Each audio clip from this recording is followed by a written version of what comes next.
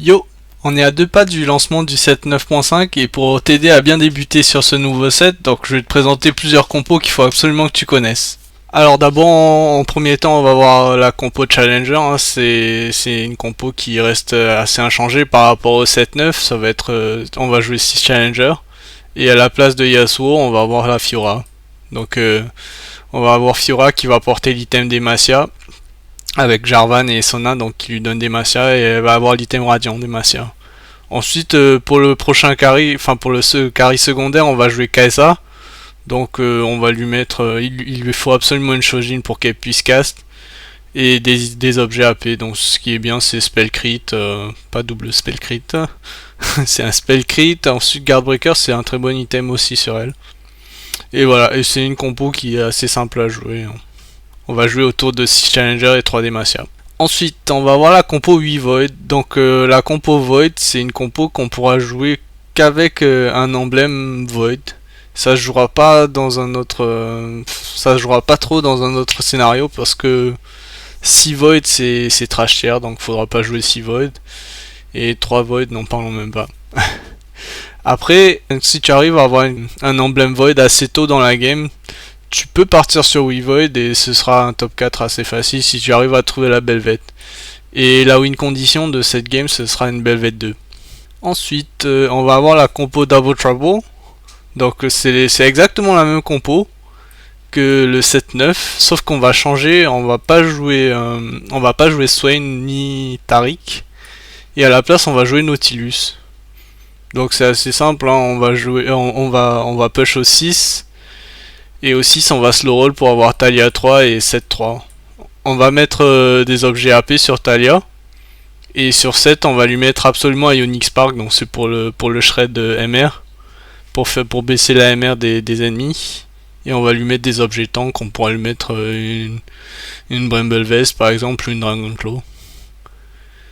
Ensuite on va voir la compo Piltover. Donc la compo Piltover par rapport au 7-9 elle a changé. Ce qu'on va essayer de faire, c'est qu'on va reroll Jace qui est maintenant un vrai champion, donc pas comme au 7-9 où c'était vraiment un trade bot, il donnait juste Piltover et Gunner pour Zeri. Et là on va vraiment carry Jace. Donc au niveau 7 pour Kashat on va roll, on va garder tous les Jace et tous les Echo, et on va double carry Jace et Echo.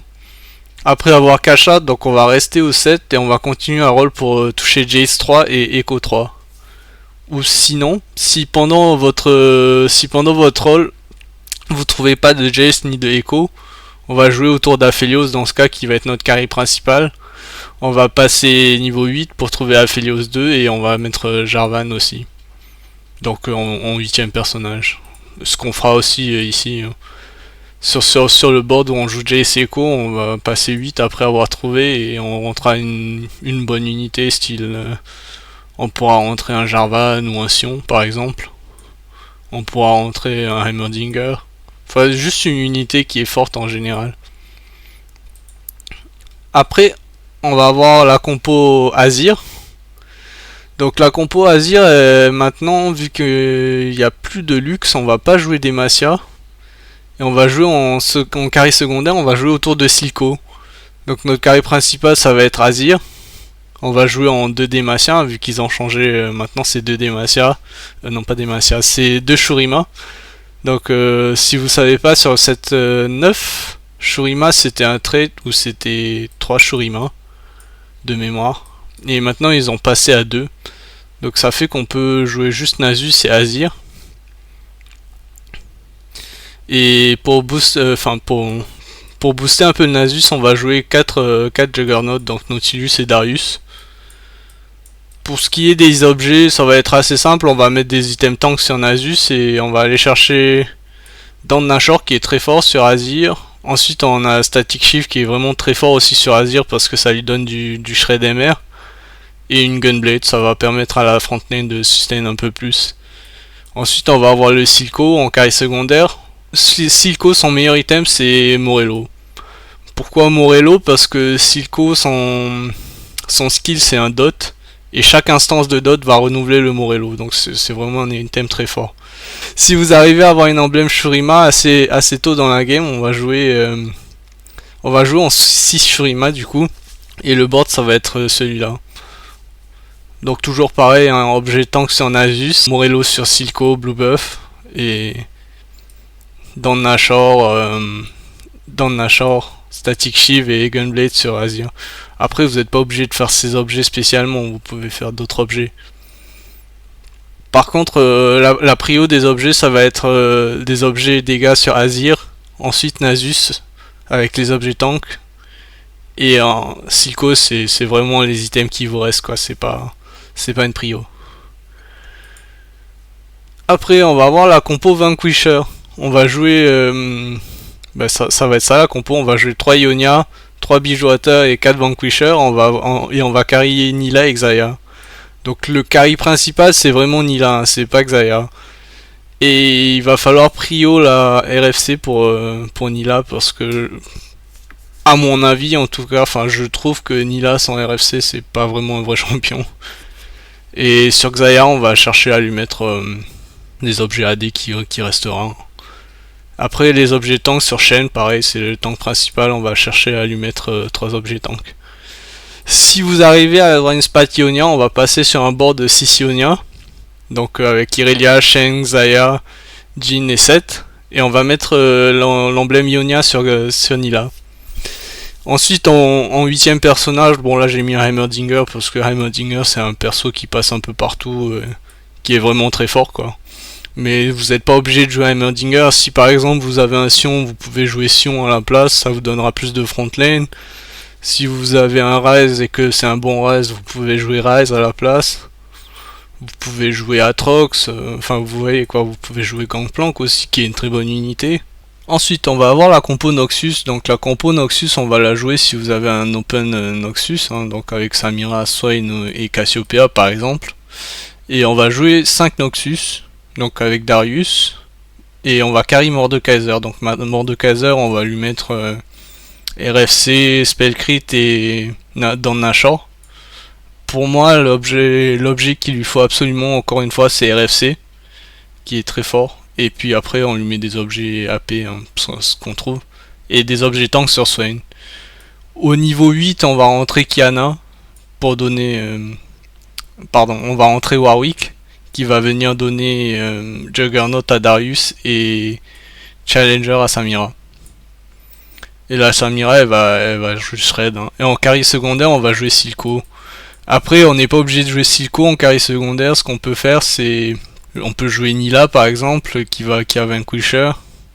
Mais après, dans ce cas, c'est un peu embêtant, parce qu'on va devoir prendre des objets de Mordekaiser, parce que Nilah, il lui faut absolument une RFC, selon moi. Ou on peut jouer encore, par exemple, à la place de Nilah ou de Silco, on peut jouer Xayah. Si vous avez beaucoup d'objets AD qui tombent, en plus de vos objets carry pour Mordekaiser, on peut jouer Xayah en carry secondaire.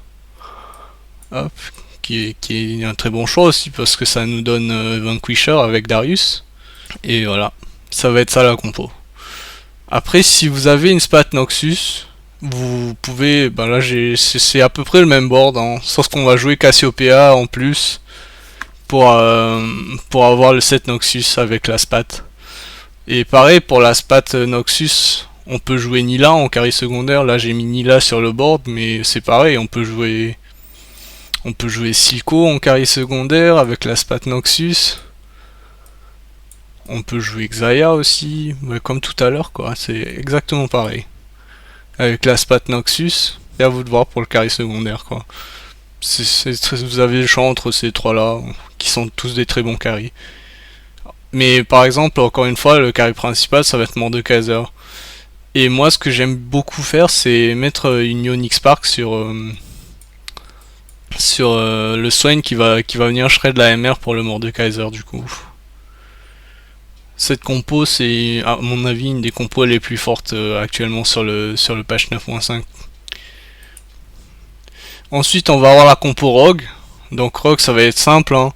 On va jouer Strongboard si vous avez de bons items et que vous cherchez à préserver des HP jusqu'au 3-2. Au 3-2, on va passer niveau 6, on va chercher Kiana 2 et on va chercher les autres Rogues. Et ça devrait stabiliser le board. Et après, ensuite, au niveau 6, on remonte un peu l'écho. Et on va slow roll pour Kiana, Katarina et Echo.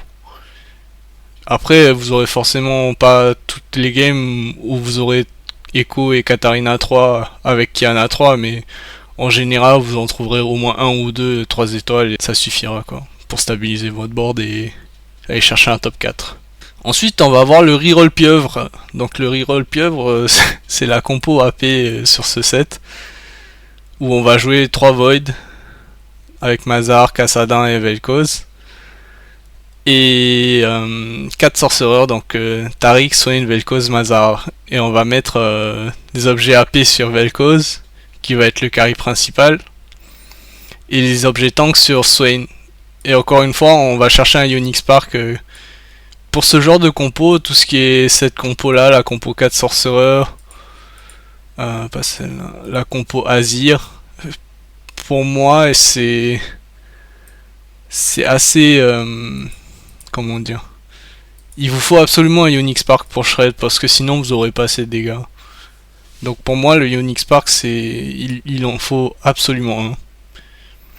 On va le mettre sur Swain ou sur Taric et pareil cette compo on va reroll au 7 pour avoir Vel'Koz 3. On pourra essayer de chercher Taric 3 et Swain 3 aussi également en même temps.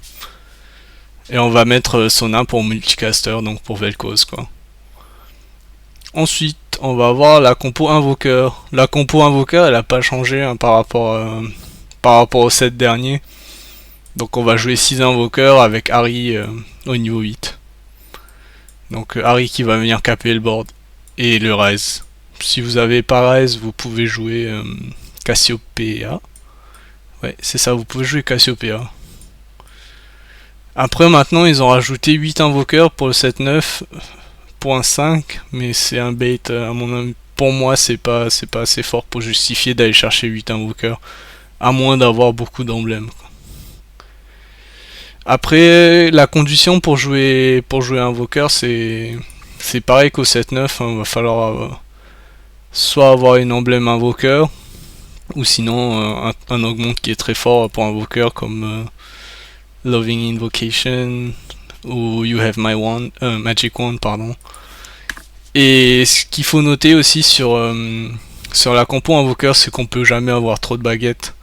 Donc dès que vous pouvez avoir une baguette, allez la chercher. Et encore une fois, le Ionic Spark. Si vous n'avez pas de Ionic Spark, ce que vous pouvez faire, c'est mettre un Static Shift sur Soraka ou peu importe.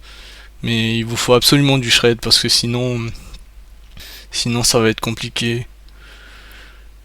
Après, un autre objet qu'il vous faut absolument, c'est la Gunblade sur Karma. Donc la Gunblade, elle va permettre de heal un peu votre frontline, parce que ça c'est un des gros défauts de cette compo, c'est qu'il n'y a pas beaucoup de frontline.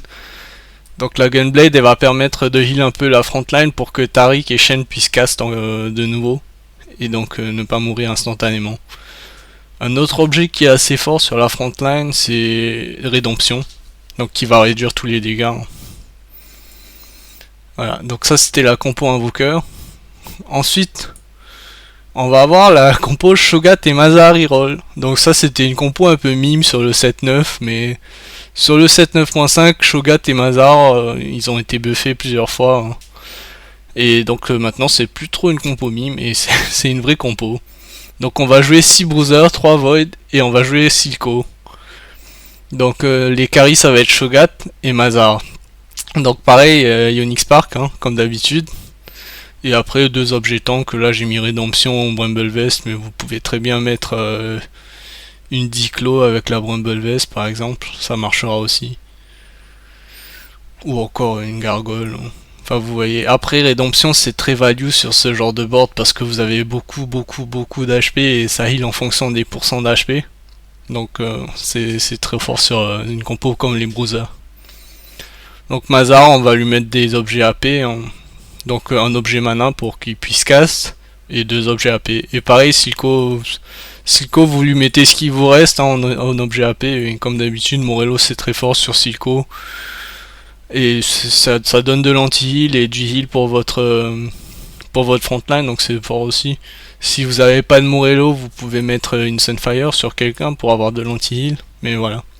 La compo c'est ça, c'est 6 Bruiser et Mazar Silco. Donc pour les sorcerers. Et enfin, on va avoir la compo Bastion. Donc la compo Bastion c'est similaire au 7-9 encore une fois où on jouait 6 Bastions avec Aphelios derrière qui tapait tout seul. Et là maintenant Aphelios est Gunner, donc on va pouvoir jouer la Jinx qui va venir aider un peu les DPS. Et on va jouer également Silco. Donc Silco il est un peu dans tous les compos parce que c'est une unité assez générique qui fait un peu de dégâts et qui aide la frontline à tenir avec son heal et qui est très utile en général quoi. Donc elle rentre un peu partout. Donc voilà, on va avoir une frontline avec 4 bastions, un Aphelios derrière en damage healer, avec une Jinx et Silco Soraka pour Soraka pour Targon du coup, avec Taric et Aphelios. Voilà, donc c'est tout pour cette vidéo et j'espère que ce sera utile pour vous.